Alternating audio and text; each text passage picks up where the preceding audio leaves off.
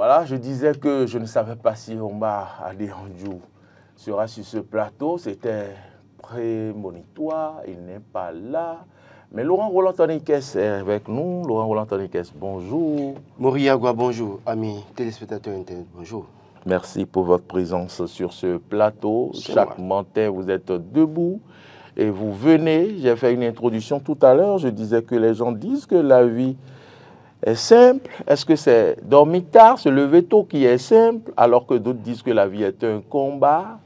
Et alors, pour faire un combat, il faut se lever tôt, il faut se préparer, il faut souffrir. En quoi alors la vie est simple si l'on doit faire de combats? Donc, j'ai exhorté les uns et les autres à avoir un mental très fort. Est-ce que vous êtes d'accord avec moi? Oui, je crois qu'aujourd'hui, face à la réalité que nous constatons un peu partout dans le monde, face à la morosité, face aux difficultés de tous les jours, il faut avoir un mental fort. Parce que si vous n'avez pas un mental fort, il peut vous arriver de vous lever un matin de démissionner, de dire je ne peux plus supporter. Il peut vous arriver un matin de vous suicider. Il peut vous arriver un matin de dire bon, je quitte mon foyer en tant que femme ou bien j'abandonne mon épouse et mes enfants. Il peut vous arriver un matin de dire bon, écoutez, je vais très loin, je prends des risques. Donc je crois qu'il faut avoir un mental fort aujourd'hui. Le mental fort, c'est de se dire écoutez, le bonheur est toujours là. C'est-à-dire que quand vous persévérez, quand vous avez le mental fort, que vous êtes animé de positivité, je crois qu'un jour ou l'autre, vous avez quand même votre part du bonheur. Nul n'est né pour souffrir pour autant.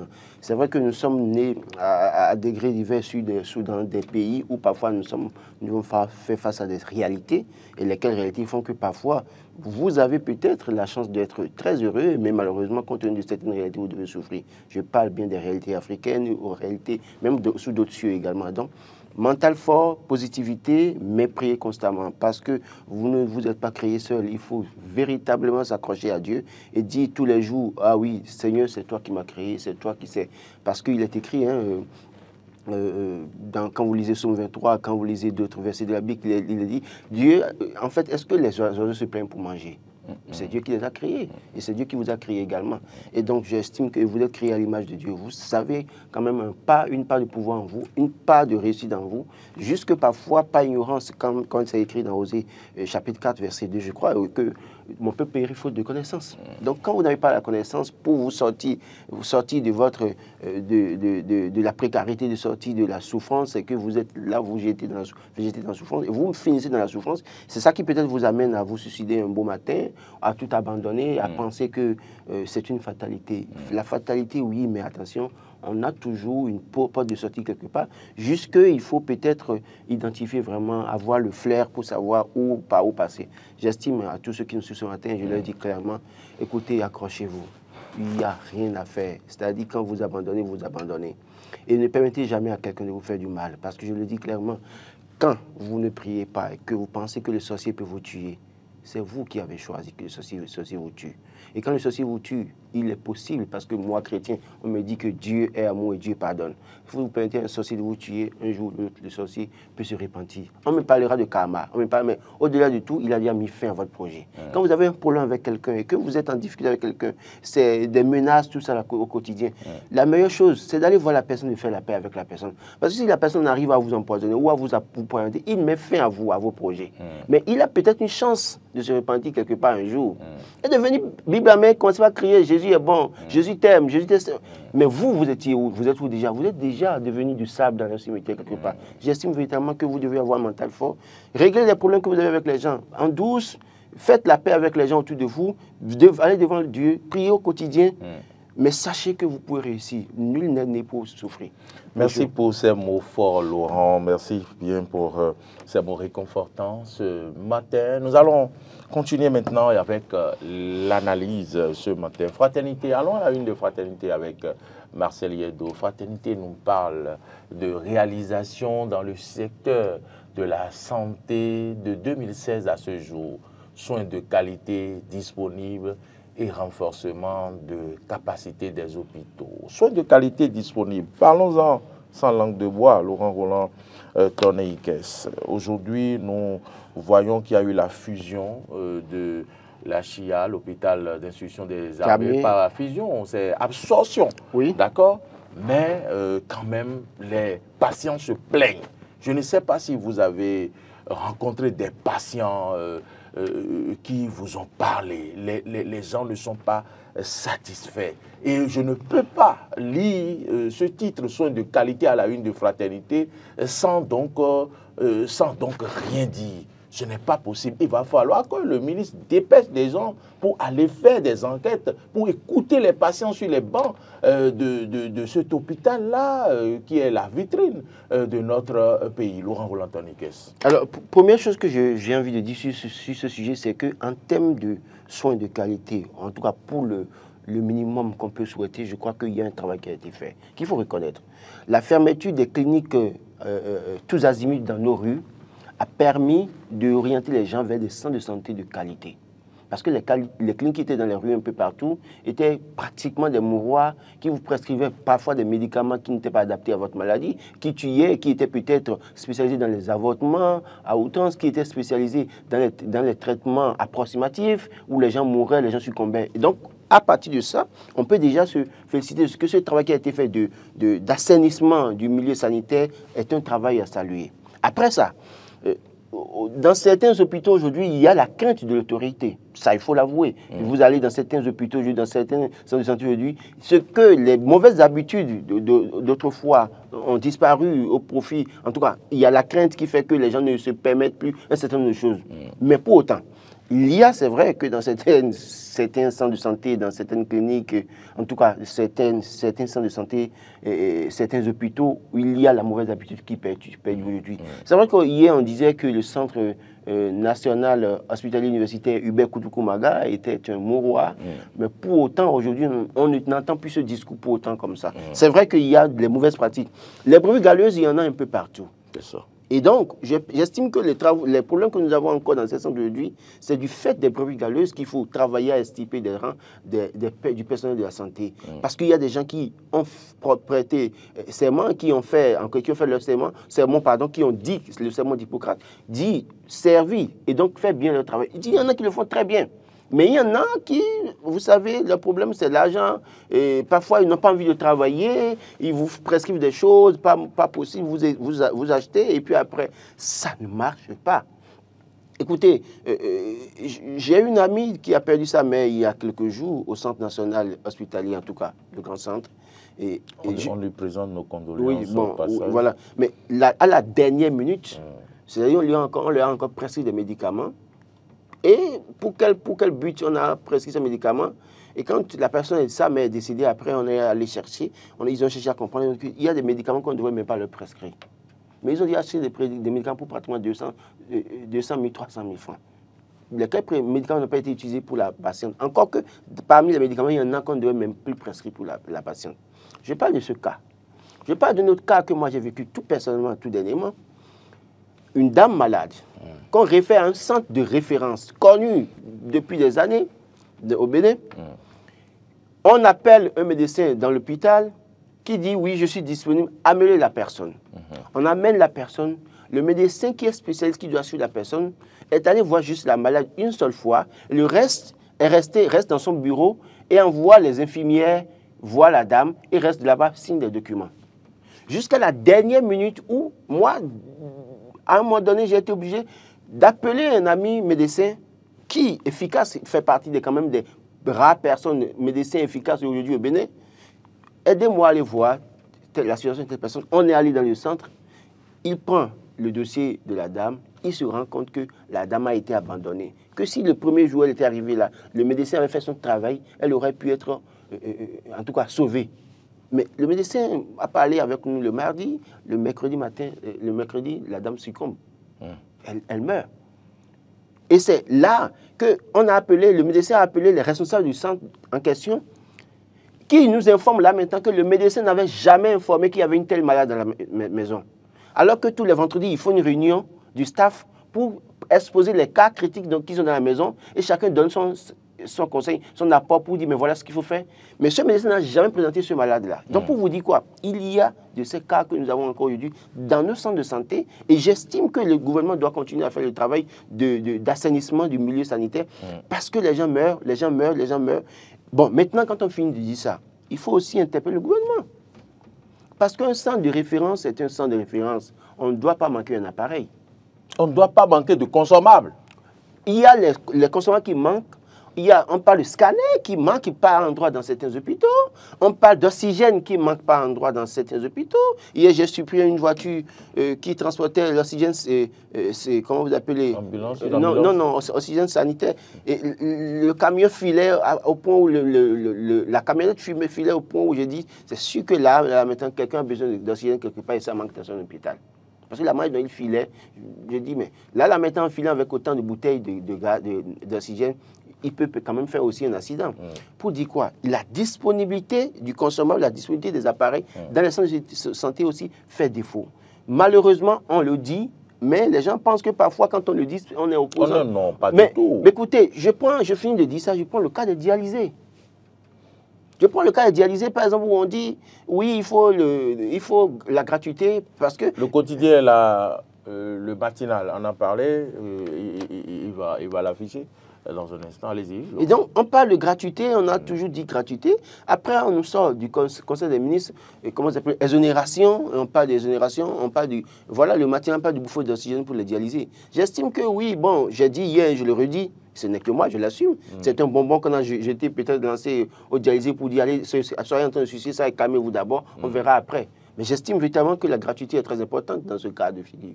Parce que même si on exonère les intrants, le problème reste entier, les malades seront obligés de payer. Mais le nombre de personnes dialysées n'est pas aussi criard qu'on ne puisse pas mettre les moyens pour prendre en charge ces personnes de façon gratuite. Mais j'estime qu'il y a un travail qui est fait à ce niveau. Donc, le gouvernement a sa responsabilité. Le personnel soignant, les médecins, infirmières, je ne sais quoi d'autres, ont leurs responsabilités. Mais aussi, nous, citoyens, aussi, nous avons nos responsabilités. Parce qu'il ne faut pas attendre que le mal vous prenne autant que ça s'aggrave avant de se rendre dans un centre de santé. Parce qu'à un moment donné, quand vous êtes gravement malade et que c'est à un stade élevé que vous allez dans un centre de santé, parfois, il y a des gens qui n'ont pas du tout la patience, les personnels soignants, il y en a qui n'ont pas la patience nécessaire, qui malheureusement peuvent vous mettre la pression. D'abord, même c'est l'accueil qui vous tue. Ah oui, mais c'est l'accueil. L'accueil aggrave votre état. Votre état de santé, vous mourrez tout bêtement. Donc j'estime que quand vous avez un mal de tête, il faut courir, aller voir un médecin. Voir un médecin, j'estime que les médecins doivent être des gens assez accueillants. Ce n'est pas parce que vous avez un problème avec votre épouse ou bien votre époux à la maison que vous allez déverser votre colère sur le malade qui vient ou la malade qui vient. Il faut que les gens mettent ça suffisamment dans la tête. Vous avez prêté serment, vous avez demandé à servir les gens, à soigner les gens. On ne vous a pas obligé à le faire, c'est une vocation. Et une vocation appelle sacrifice. Sacrifice au-delà de tout. Votre enfant peut être en train de tomber, vous laisser pour aller soigner quelqu'un d'autre. C'est très important, parce que vous avez décidé de le faire. Donc, le personnel soignant, mais les parents des patients aussi également, doivent pouvoir aussi savoir que à un moment donné, quand on va dans un centre de santé, on ne se jette pas sur les médecins pour les traiter, les insulter, n'importe comment. Parce que aussi, l'autre est un humain. Au-delà de ce qu'on appelle les gens la patience, il faut aussi voir qu'à un moment donné, il y a des moments, vous avez beau travailler, être patient, mais il y a des moments où vous ne contrôlez plus votre humeur parce qu'on va vous dire des choses qui vont vous agacer. Ils sortent de votre gond. Voilà, donc j'estime véritablement que nous devons aussi avoir de bons comportements. Quand les médecins disent non, ne faites pas ça dans un centre de santé, ne le faites pas. Parce que ça aussi, parce qu'à un moment donné, ils sont nombreux, les malades sont nombreux. Le médecin, le personnel n'est pas aussi nombreux pour soigner les gens. Donc déjà, c'est déjà une pression supplémentaire pour les gens. Et vous allez là-bas, mais bizarrement, la personne fait son travail parce que là, c'est difficile, mais il essaie de tenir le coup. Mais vous allez là-bas avec votre humeur aussi, ça peut l'agacer. J'estime aussi qu'il y a, parce que moi j'ai vécu par exemple un cas tout récemment, moi personnellement, et sur moi personnellement, j'étais malade, je suis allé dans un centre que je ne citerai pas, mais l'accueil qui m'a été réservé par la dame, j'étais scandalisé. C'est quoi? Vous vouliez qu'elle vous fasse non, le câlin? Non, pas de câlin, mais la manière dont elle m'a accueilli. Je viens d'un centre de santé, elle me dit, mais non, on peut vous prendre, c'est le matin, on prend, non, c'est fini. Elle a commencé à crier. J'ai dit, mais le jour-là, j'avais tellement mal, je vous assure. Donc, si un malade a un problème et devait mourir, on doit le prendre le matin, on va le laisser mourir. Non, que c'est le matin qu'il faut venir. Mais madame, j'ai mal, c'est parce que j'ai mal que je suis arrivé maintenant. Et non. Et quelqu'un là dans le lot, parmi les patients qui attendaient, dit, monsieur le journaliste, et c'est ça qui m'a sauvé peut-être chez la dame là, je vous assure. Et elle a tiqué, elle a dit, vous êtes journaliste? Et l'autre dit, je vous suis à Eden TV, vous êtes bon. Et c'est là, elle m'a pris automatiquement. Elle a laissé tous les autres, rentrer, elle m'a consulté. Pour vous dire ce qui se passe dans certains centres de santé. Il ne faut pas tenir compte de la personne. C'est-à-dire, c'est pas parce que je suis journaliste, on a dit ça, qu'elle a refusé automatiquement, elle m'a pris automatiquement en charge. C'est un centre de santé publique. J'estime que, quel qu'en soit, même si c'est un paysan qui vient pieds nus, avec roue en main, coupe en main, si la personne dit je souffre, il faut le récupérer automatiquement, le prendre en charge. Donc, il y a de ces cas qui se passent dans nos centres de santé. Malheureusement, il n'y a personne pour... on a comme l'impression qu'il n'y a personne. C'est vrai que je dis il y a la paix de... Il n'y a personne et puis ils ne disent pas la vérité aux décideurs. Ils ne disent pas la vérité. Oui. Les problèmes sont là, mais bien est-ce que c'est les décideurs qui font semblant d'être sourds aux plaintes non, oui, il y a aussi que... C'est pourquoi j'interpelle le gouvernement. Parce que j'estime, regardez, quand vous allez dans un centre de santé public, que les femmes accouchent dans les salles d'hospitalisation des femmes qui ont accouché, 2 femmes doivent partager un lit. Comment? C'est un lit de combien de places? Une place. Mais 2 femmes doivent partager un lit et se coucher sur la largeur avec leur bébé. Ça se passe au Bénin. Je ne vais pas citer le centre de santé, mais les autorités le savent. Parce que j'ai demandé aux gens de l'hôpital, qu'est-ce qui s'est passé? Est-ce que vous avez interpellé le gouvernement? Ils ont dit oui, on a appelé, on a interpellé, on a interpellé. Ça se passe dans le Bénin profond? En tout cas, je crois que ça se passe au Bénin. Il y a, et ce n'est pas qu'un seul centre, hein, vous allez voir dans d'autres centres, dans d'autres localités également, des femmes sont obligées de squatter un lit. Les malades sont obligés de squatter un lit.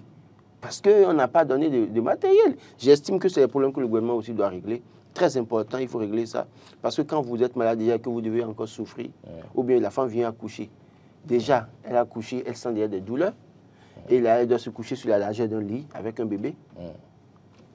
Imaginez.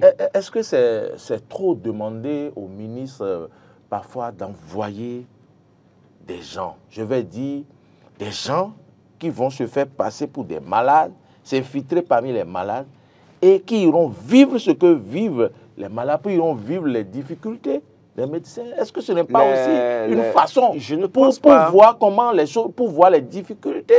Si les gens veulent soigner les gens, ils n'ont pas il y a une commission. Le matériel, ils n'ont pas, je ne dis pas matériel, ils n'ont pas le minimum, ce qu'on appelle consommable. C'est des difficultés. Peut-être que le ministre fait beaucoup d'efforts, les directeurs à divers niveaux font des efforts, mais ils n'ont pas l'information. Il y a que des autorités, certaines autorités sont bien informées. On ne va pas dire qu'elles ne sont pas informées.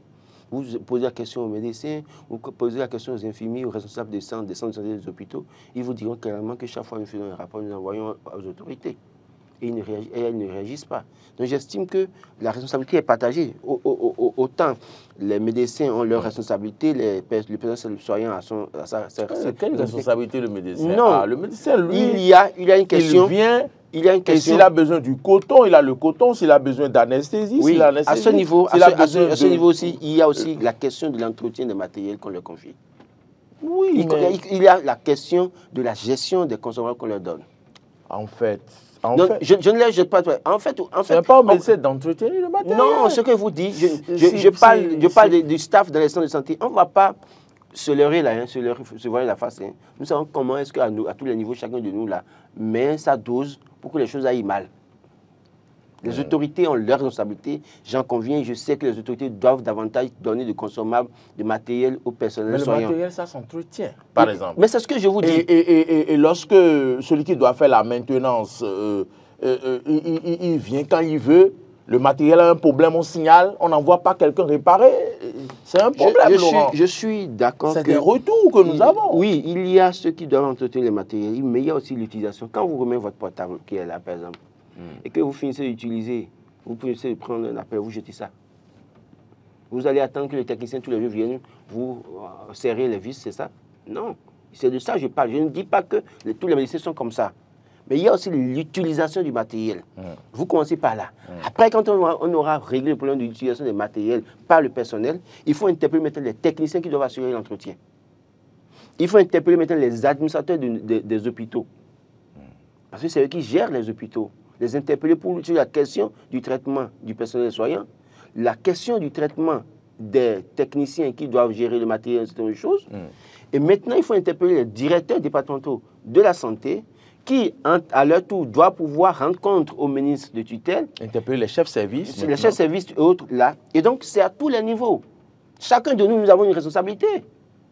Ce n'est pas parce qu'on voit que le gouvernement, moi je le dis clairement, le gouvernement a bien, à des égards, n'a pas fait certaines choses. On a beau créer une commission sur la réforme, pour la réforme dans le secteur de la santé. Je me pose la question, quels sont les résultats de ce comité qui s'est chargé de faire les réformes aujourd'hui? Je veux bien les résultats. On a annoncé un certain nombre de mesures, lesquelles mesures prennent peut-être peine à prendre. Moi, j'estime qu'il y a davantage nécessité de revoir peut-être comment ce comité fonctionne, cette commission fonctionne, mais c'est d'avoir à l'œil qu'il faut davantage équiper les centres de santé. Laurent Roland-Tonné, qu'est-ce à la une d'un quotidien? Marcel va m'aider parce que je n'ai plus exactement le quotidien en tête. Le SINARES fait des propositions au gouvernement puisqu'il faut évaluer les enseignants du supérieur. Le SINARES peut-être se dit, comme beaucoup de gens qui s'interrogent, pourquoi se référer à des experts à l'extérieur, au Canada, ailleurs, alors qu'on sait qu'on a des professeurs quand même bien formés. Et dans ces écoles qui sont souvent les majors, ce sont les béninois. Il faut aller poser les questions. Et donc, je me dis, pourquoi il n'y a pas de cadre, de professeurs avec tout ce qu'il faut comme diplôme pour évaluer leur père au Bénin? Et il faut encore se référer à des experts pour encore débourser des millions, beaucoup d'argent, les frais de mission, les frais de voyage, les frais de logement pour des experts pour venir évaluer des Béninois ici. N'avons-nous pas des professeurs hors classe pour pouvoir évaluer les gens? Je pense que les enseignants du supérieur ne peuvent que s'en prendre à eux-mêmes. Ah oui? Parce que quand Vous le dites comme ça? Je le dis clairement et j'assume. Parce que je dis, quand vous regardez autour du chef de l'État, Patrice Talon, il y a beaucoup de professeurs d'université qu'on connaît, qui ont fait leurs preuves, que nous respectons dans ce pays. Si vous voulez, je les cite pêle-mêle, en commençant par la ministre de l'Enseignement supérieur, Madame Éléonore Yahi Ladécan. Je parle, par exemple, de Dorothée Sosa, qui a monté ses preuves professeurs. Je parle de Joseph Djokbenou. Je parle de Victor Tokpanou. Il y a d'autres qui si sont Si tous ceux-là sont là, n'ont pas été en mesure d'avoir le courage de dire au chef de l'État, mais attention, on a quand même des gens compétents dans notre pays pour évaluer les enseignants, et que le gouvernement dit qu'il faut aller faire appel aux experts, je pense experts internationaux. Ou je pense que alors que les notes sont sollicitées pour aller donner des cours ailleurs, pour être experts aussi ailleurs. Écoutez, on a pu voir plusieurs vidéos du professeur Joël Aïvor, qui malheureusement se trouve en prison, à Bruxelles, un peu partout, en train de donner des conférences. On en a vu un peu partout. Pourquoi est-ce que véritablement... Oui. Donc pourquoi est-ce que véritablement aujourd'hui on doit pouvoir se référer, comment je vous appelez, à des experts au plan international, pour évaluer les enseignants? J'estime qu'aujourd'hui les enseignants doivent interpeller leurs collègues promotionnaires ou aînés qui sont dans le gouvernement pour leur dire, mais vous jouez quel rôle là-bas pour donner plus de crédibilité au monde universitaire? Parce que si ceux-là servent le chef de l'État, sont tous les chefs de l'État, et qu'on en arrive à remettre en cause, peut-être on ne donne pas de la valeur à ces professeurs titulaires, agrégés et autres là, qu'on peut mettre en commission pour évaluer nos enseignants en plein interne, j'estime qu'il y a matière à se poser des questions. Donc, les enseignants ne peuvent que s'en prendre à eux-mêmes. Ils se reconnaissent, ils savent où se retrouver. Le CAMES est là, ils vont se retrouver, ils vont discuter. Pourquoi on ne fait pas appel aux enseignants? En tout cas, j'estime véritablement que ce débat doit être un débat entre universitaires et on attend de voir comment ça va finir. On est en train de voir comment ça va finir. Laurent Roland-Tonné, qu'est-ce à la une de Fraternité, les prostitutions au Bénin, le quotidien en parle. On va l'afficher pour voir de quoi le quotidien parle. Embarquement, prostitution au Bénin, embarquement dans le 7e ciel. Des belles de nuit, les maisons closes, zones d'insécurité et tout. Laurent Roland-Tonné, qu'est-ce qu'avez-vous à dire à ce propos? Non, je crois que la prostitution est un problème aujourd'hui. C'est vrai qu'on parlera du vieux métier du monde, mais malheureusement, ça prend des proportions assez alarmantes aujourd'hui. Quand vous voyez un peu comment est-ce que nos jeunes filles sont prêtes à s'offrir aux premiers venus avec l'exhibition au niveau des différents carrefours, il y a matière à se poser des questions. Il y a la maison close, il y a les proxénètes qui en font leur chou gras, qui gagnent de l'argent à travers cette activité également. Je vois peut-être le témoignage d'une dame qui dit que c'est grâce à cette activité que son fils a pu avoir le bac. Il y a ces femmes qui ont des problèmes, qui malheureusement pensent que bon, c'est en se prostituant qu'elles pourraient avoir les moyens pour subvenir à leurs besoins. Il y en a qui véritablement ont, pour elles, sont nés directement avec les gènes de la prostitution et quoi qu'on dise, quoi qu'on fasse, ne veulent pas se laisser cette activité. Donc ça, c'est autre chose. Mais j'estime que aujourd'hui, les gens doivent faire attention avec ce qu'on appelle la prostitution, surtout les femmes prostituées qu'on voit à tous les carrefours. Vous allez là-bas, vous créez pas mal de problèmes. Ah oui? Vous amassez tellement de mauvaises vibrations que vous ramenez chez vous. Malheureusement, vous avez peut-être une femme ou bien... Vous n'amassez pas de maladie aussi? Oui, mais quand je dis mauvaise vibration, ça va avec tout le monde. Hein? Avec tout, pardon. C'est mauvaise vibration, négativité, avec maladie, un peu de tout que vous venez avec. Vous amenez ça à la maison, vous entraînez. En tout cas, peut-être si vous avez une épouse, vous la rendez malade inconsciemment.